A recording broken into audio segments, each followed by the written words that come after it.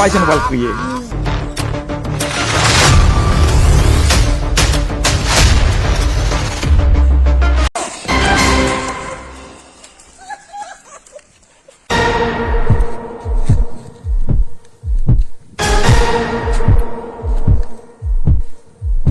Vai lá para o carro.